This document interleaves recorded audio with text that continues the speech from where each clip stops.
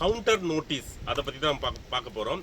அதாவது பொதுவாக பார்த்தீங்கன்னா நீதிமன்றத்தில் நம்ம மேலே ஃபேமிலி கோர்ட்டோ இல்லை வேறு சம்மந்தமாக நம்மளுக்கு நோட்டீஸ் அனுப்புவாங்க, சம்மன் வரும். அதுக்கு வந்து நம்ம பதில் மனு அனுப்பணும். அது பேர் தான் வந்து கவுண்டர் நோட்டீஸ்னு சொல்லுவாங்க. அதாவது நேரில் சொல்கிறத வந்து நம்ம வந்து எழுத்துப்பூர்வமாக நீதிமன்றத்துக்கு கொடுக்க போகிறோம். அதை பற்றி நம்ம சொல்ல போகிறோம். நான் அட்வொகேட் ராமச்சந்திரன், தமிழ்நாடு சட்ட பாதுகாப்பு மாநில தலைவர்.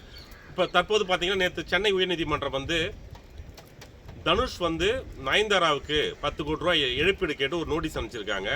அது வழக்கு சம்பந்தமாக நேற்று வந்து பார்த்தீங்கன்னா ரிப்பே நோட்டீஸ், அதாவது கவுண்டர் நோட்டீஸ் கொடுக்க சொல்லி நீதிபதி உத்தரவு போட்டிருக்காரு. அதில் என்னென்னா,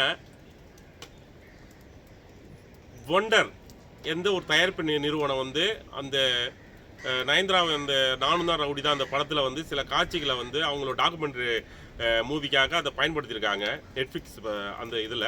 அதை வந்து என்னுடைய அனுமதி இன்றி நீங்கள் வந்து இது பண்ணிட்டீங்கன்னு எனக்கு 10 கோடி ரூபா நான் இழப்பீடு வேணும்னு சொல்லிட்டு நீதிமன்றத்தில் தாக்கல் செஞ்சுருக்காரு அவங்களோட நிறுவன சார்பாக. அதை வந்து நேற்று வந்து நீதிபதி வந்து விசாரணை பண்ணி கவுண்டர் வந்து பதிலளிக்குன்னு சொல்லி கவுண்டர் நோட்டீஸ் கொடுத்துருக்காங்க. அதான் கவுண்டர் நோட்டீஸ். நம்ம என்ன நம்ம மேலே வந்து நீதிமன்றத்தை வச்சு குற்றச்சாட்டு நம்மளுக்கு சொல்லிவிட்டு நம்மளுக்கு நோட்டீஸ் அனுப்பிச்சாங்கன்னா அந்த நோட்டீஸை ஃபஸ்ட்டு ரிசீவ் வாங்காமல் மறுக்கக்கூடாது.